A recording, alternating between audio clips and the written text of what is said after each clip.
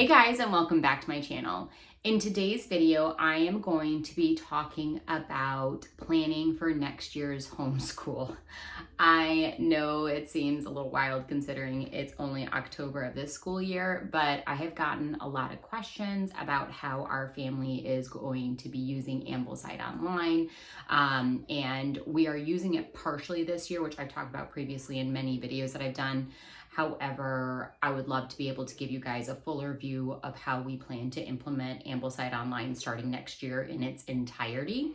And I am the person that is a planner. I am type A, so yes, I have done all of that already for next year. So since I've already got all that planned out and I have gotten so many comments and requests for a video specifically about how we are actually going to use AMBLESIDE online, I thought, why not go ahead and make the video now for you guys. So I'm gonna first kind of talk over how we're doing it, how we're utilizing AMBLESIDE online, especially as a secular family. And then I thought I'd actually kind of logistically show you in the computer how I've planned everything out. So it'll be a little bit of chatting with you guys and then a little bit of flipping it around and showing you my computer screen. So first off, if you're not familiar with AMBLESIDE online, real quick high-level overview, I'll link a playlist that I have on all my AMBLESIDE online videos. If you want to go binge watch all those, it'll give you more information about it. But AMBLESIDE online is essentially a free Charlotte Mason curriculum. It is religious in nature, but I find as a secular family, we are able to use it with no issues at all. We have no problems talking about religion in our family. It is ingrained in every bit of our history, so you need to speak about it. However, I think that you just cannot learn about history without talking about a religion. So are we doing Bible studies? No. But are we going to absolutely probably read the Bible at some point throughout our history studies? Absolutely. So just getting that all out of the way. AMBLESIDE online is a free curriculum online. Now the books aren't all free, right? But the curriculum itself is all there online. And then a lot of the books that they do suggest to schedule within the different years, a lot of them are free because they are part of the public domain because they are older classics and the copyright has expired on them. So it is a quite economical curriculum also at the same point. Now, you need to understand Charlotte Mason and her philosophy, her principles, etc. in order to implement the curriculum to its fullest. So if you are even looking into AMBLESIDE online, I would first recommend that you read about Charlotte Mason, read her own works if you can. They are written in older English, but I know that there have been some updated versions of it. I think AMBLESIDE online has an updated newer English version of her books that you can read on their website. So don't let that stop you, basically. If Old English terrifies you, you can still read her works. And then also a lot of people have written about her too. Some of the books that I read is Modern Miss Mason. A Charlotte Mason Education is another one. There's tons of podcasts out there. A Delectable Education, The Mason Jar is another podcast. So many resources. I will list them all down below because again, I said I was going to keep this high level and I'm starting to dig in. So I'm going to leave that all down below for you guys. Go check out those resources. Read all about Charlotte Mason. I love her. I love everything she stands for. We're here for it. So hence why I fell in love with AMBLESIDE online. Now, AMBLESIDE online is truly a Charlotte Mason feast, which means that you can take and leave what you want and what you don't want. They do recommend to do it in its entirety, and we are going to, except for a few things that I have removed, and I am going to add a few things. I'm sorry, my kids are playing in the background. If you hear them, I can't stop them. They're 5 and 7. They're wild. But they're also using their imaginations right now, and I don't want to hamper that. So with that being said, AMBLESIDE online does things by year. They do year 1 all the way to year 12, grade 12, however you guys want to look at it. But a lot of people don't put their kids into the year that their kid is in that grade. So just because your kiddo is in 10th grade doesn't mean they need to do level 10. They could do level 9, right? So the way we are going to attack this is my youngest, who is a kindergartner and she's 5. She'll be 6 next summer. We are going to put her in AMBLESIDE Online's year 1. And then my oldest is going to be in year 2. She will be turning 8 next summer. Sorry, oh my gosh, I forgot what my kids' age were.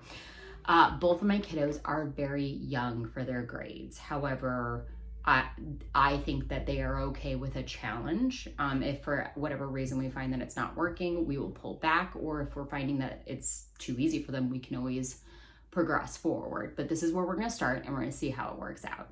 So AMBLESIDE Online highly recommends not combining your kiddos into a single year. And originally I thought that was silly. I was like, why can't I combine my kids? They love doing stuff together.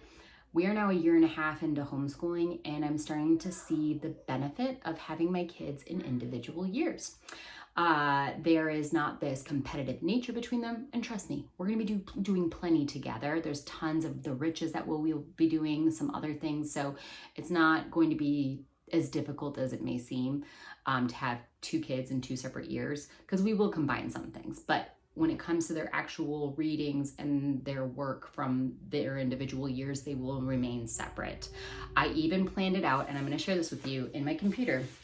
I planned out a sample week, the first week of next year, to make sure that I could do this from a time perspective. And our longest day, and I think this includes a nature walk that's an hour, at most is going to be 3 hours and 25 minutes. Now, it actually might be less than that, because some of it I can do with one kid while the other kid is doing something else. But I was trying to be conservative. I was like, what is the longest my day really could look like if I keep them in separate years? It's totally doable. They're still going to be doing way less time than they would be if they were sitting in the school behind our house, for 8 hours in a desk. So still tons of free time to do in the afternoon occupations, free time to let their imaginations thrive and, get into their own interests and things that they want to do. So we'll be totally okay. I will say that was a little daunting to me thinking about it. I was like, no, I'm just going to keep them in the same year. And then the more I read about it and the more I heard from other parents and moms doing it, I was like, okay, I think we should actually try doing them in separate years. I think there's a lot of benefit to it. So, per usual, I'm starting to ramble. Let's get into this. So if you've never seen the AMBLESIDE online schedules, they come out, they do them in like an Excel grid. And what I did was I created one for each of my kiddos. So this is my daughter, Charlotte's. You see I've got little sticky notes just saying this is this year, etc. So this is Charlotte's. That's my year 1 student for next year. This is Emery's. She's my year 2 kiddo for next year. And then I also, just because this made more sense in my brain, the things that we're doing together, I put in its own grid. Like, I just think this makes the most sense. And again, I will show you up close looks at these. Yes, I said that right. In the computer in a second, okay? So right off the bat, the way I approached this was I pulled each of the years for that my kiddos would be in, and I looked at all the readings, all the subjects.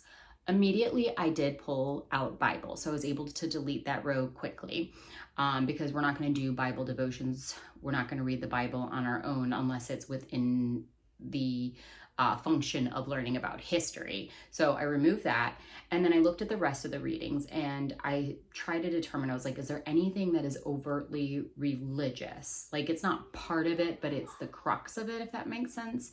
And anything that I thought might be, I removed. I'm still trying to decide about parables of nature. If you are doing AMBLESIDE online and you have read parables of nature, can you tell me, as a secular mom, would I find value in it? Is it overtly religious? I don't know. I read it was, and so I was like, maybe we shouldn't do it. So I don't know. Can somebody tell me in the comments down below if you've done it, if I should? If you recommend it, I will give it a shot, and we'll try it out. And if not, it's okay. So I removed anything that I was like, no. Everything else we kept. We're keeping it all. What we did add, though, is we are going to be adding a science. So Charlotte Mason is of the mindset in the early years, your child should just do nature study through observation, through nature lore, literature that you can read about nature, through nature walks, and then topics that you're studying specifically about nature, because all of it is about observation, which I actually 100% agree with this. I think the best way to create a scientist is to instill in a child observational skills, because what else is a scientist but somebody who observes and then questions and then thinks, how can I get the answer to that question, and implements an experiment to get the answer, and so on and so forth. So I think that's absolutely wonderful, and I think that's absolutely how it should be approached. So she recommends not doing a strict biology or chemistry or things like that. She says just do nature study for the first couple of years.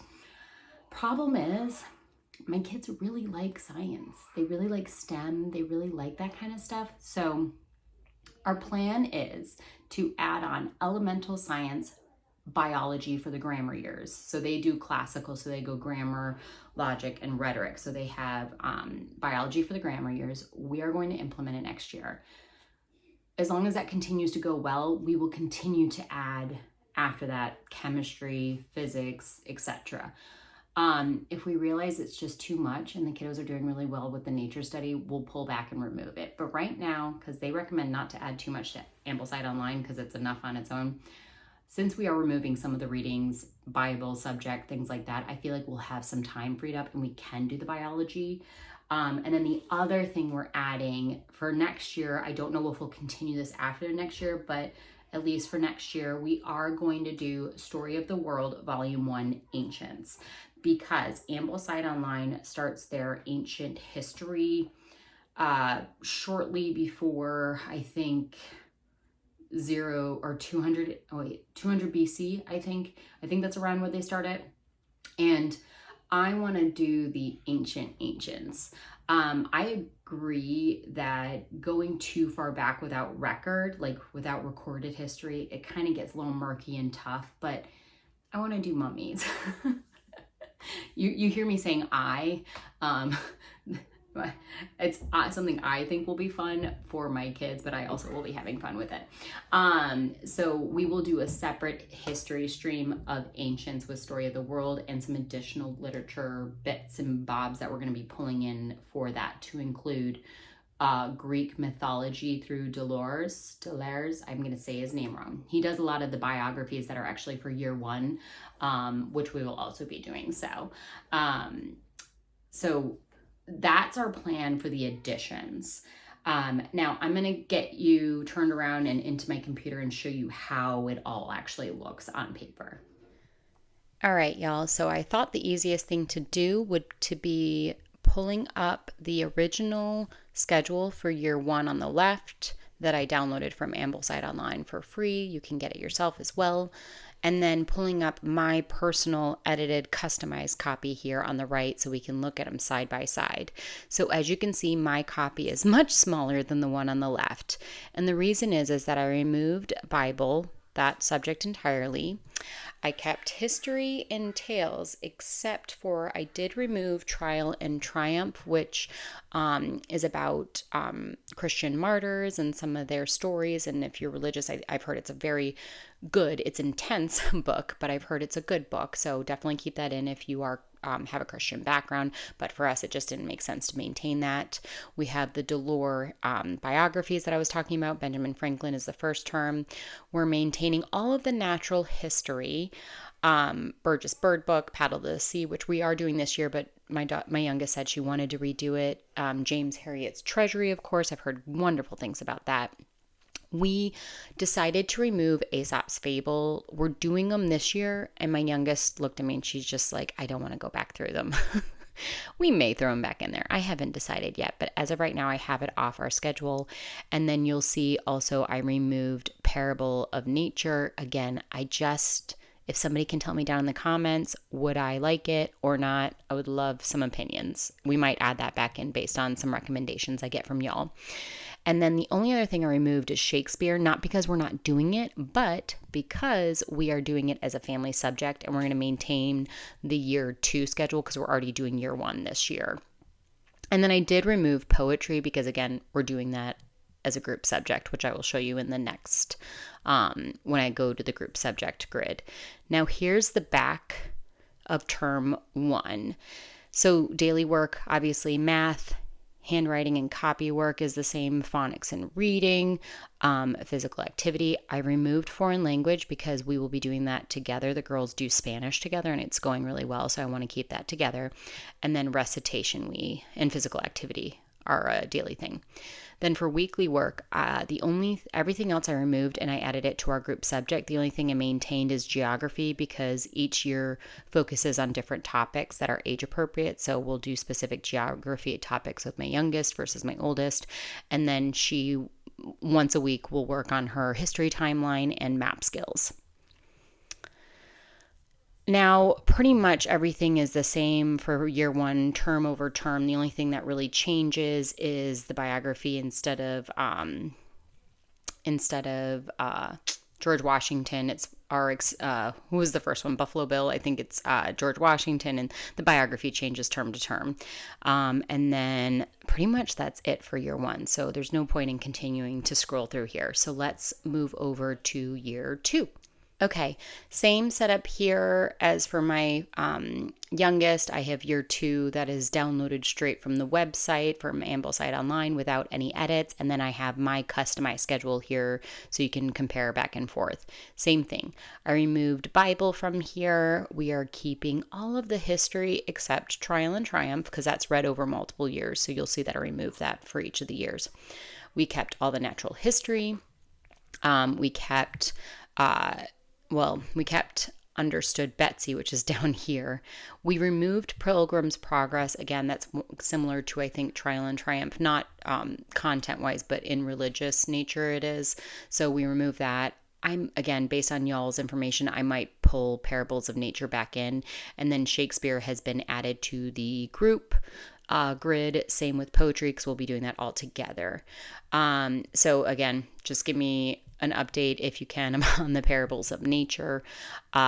Same thing back here on the back of the term one sheet. Daily work is all the same as my youngest. I removed foreign language from the grid because that's group, and then same geography and timeline and map, and then all the rest of it is added to our group grid, which I will show you next. The only thing that changes down below with term 2 and term 3 is not really anything. All the same things are removed and everything else is kept. So I'm not going to run through that and give you guys, I don't know, whiplash here with scrolling on the screen. Yeah, Robin Hood we kept. So it's just really with year 2, we removed Bible, Pilgrim's Progress, Trial and Triumph, and then I may or may not add back in Parables of Nature. Everything else we maintained the same. So let's now move into the group grid. Okay, so for looking at this grid, I'm not comparing it to anything because all it is I moved all the weekly work from the back of each of those terms for year 1 and year 2, which is the same. I just added it down here, and then I added in my own subjects up here. So maintaining the same format that I have for my year 1 and my year 2 students, just so it's easy to read. Week 1, week 2, it's all the same. So what we added in is Story of the World, Ancients, Volume 1, and what we'll be reading each week. These are the additional kind of biographies I added in. There's a Gilgamesh picture book. There's a trilogy, 3 books that we can read at this time that goes well with what's happening in these chapters. Same King Tut will be discussed in these chapters, and we have the Who is King Tut book, so I thought we could read that at that time. We'll read 1 to 2 of the myths out of Dolores' Book of Greek Myths each week. And then we did add a few literature books. So Mummies in the Morning from Magic Treehouse, and then Day of the Dragon is also from Magic Treehouse. They correspond really well with the topic up here. And then there's a book I'm going to try and get, but right now I think it's out of print and it's going for $30+. And if I can't find it cheaper than that, we just won't do it. But it's Egyptian Diary, which I think is great because it's of a child in that time, and it's kind of from their perspective, so a living narrative book. But it's a more progressive, newer book, obviously. But so it doesn't mean it's technically an older classic, but it still creates a narrative so the child feels like they're in their shoes. And then I moved the year 2 literature Shakespeare to this line here. So this is what, if you were in year 2, this is what you would be reading. And then I added in our elemental science biology. They do weekly lessons. So, just split it out over each week. Foreign language, we'll be doing Spanish. And then poetry, I'm going to go ahead, I think, and purchase, even though you could just get all these for free on the domain, I'm going to go ahead and purchase the anthology of poetry that AMBLESIDE Online has created and printed out. You can get it off Amazon, and then you just read a poem a day from it, and it's super simple that way. Art will be drawing. We'll do the annual artist study rotation that they're going to be doing for next year. Same with their composer study. I'll pick our handicrafts when we finish out this year. I'm not sure what we want to do for next year. I'll get the girls' opinion. We'll do nature study weekly, and then the schedule that Ambleside Online is doing for the folks on this. Most of these things are on a specific schedule that everybody does the same thing no matter what the year. So no matter what year your kiddos are in, so that these can be family subjects, and it's a really easy that way to incorporate everybody together to do the cultural riches. And then looking at term 2, the only thing that changes here is obviously what chapters we're reading from Story of the World. We're going to swap out for the biology. We're going to do Tales of the Odyssey by Mary Pope Osborne, part 1 and part 2 over this term. Read 2 to 3 per week. Still doing the Book of Greek Myths. The only thing we add in here is we're doing Hour of the Olympics from Magic Treehouse during that time. And then everything else kind of stays the same. Obviously, the plays we're doing from Shakespeare are different, but that's based on the AO Year 2 schedule. And then the last term, we'll be finishing up Story of the World, Ancients. We'll be finishing up the Odyssey books until week 6. Oh, that shouldn't be week 6. That should be like week 30. Yeah, I need to change that. We'll do a biography on Cleopatra by Diane Stanley, I think is who created it. And then finish up the Book of Greek Myths. We'll pull in a Roman diary by the same author. This one is still in print and still only $6. So if it is, I will buy it and we'll do that. If it goes to $30, we won't do it either. And then we'll have 2 more plays from Shakespeare. We'll have Macbeth and Comedy of Errors. Finish out biology, and then the rest is the same. So hopefully that's helpful to see how I put everything into the grids. And then last thing I was going to show you is my weekly sample schedule so you can see what it looks like to do all of this in 1 week. Okay, guys, so here's what the first week of next year would look like in a sample schedule. I color-coded things to my girls. So my oldest is in pink, my youngest is in purple, and anything not color-coded is a joint or a group subject per se. So real quick, just to show you down here, for my youngest, CB, Charlotte, her language arts, what we're doing is phonics with Ordinary Parent Guide to Teaching Reading. We're doing a little elemental phonics as practice. We're also using the McGuffey primer right now. If we finish that up, we'll move into the first reader next year for reading and writing. We do copywork and copywork and narration from that. We'll do oral narrations after every reading. And then for 5 minutes in the morning, we'll do copywork maybe from the poems that we're doing that day. And then my oldest is pretty similar. She's not doing phonics anymore, though. She's voraciously reading, so we don't have to worry about that anymore. But she will definitely have moved on to McGuffey's second reader next year for reading and writing. Also, grammar. I know you're not supposed to do it, according to Charlotte Mason, until they're in 4th grade, but she loves first language lessons, level 1, so we're going to move into level 2 next year, just 3 times a week. Oral and written narrations. Not written narrations after every reading. The only written narration I'll mandate she does is the one that we do for the McGuffey reader, and that's like twice a week. And then 1 copy work, 5 to 10 minutes per day. So looking back up the schedule. So I kind of conservatively created how long will it take to do all this per day over here. And then I use the first week from both Ambleside Online Year 1 and Year 2 to put in the readings for that week. And I mean, truly, there's not a day that I don't do more than 3 hours. And that's actually less than what we're doing this year, because this year we spliced and diced and combined a bunch of things, and we're doing a lot this year. I think things will be more relaxed next year and will probably be more challenged. I know that sounds very contradictory, but I think that's what's going to happen. So if you want to look at this and see how I kind of split it up, you can pause right here.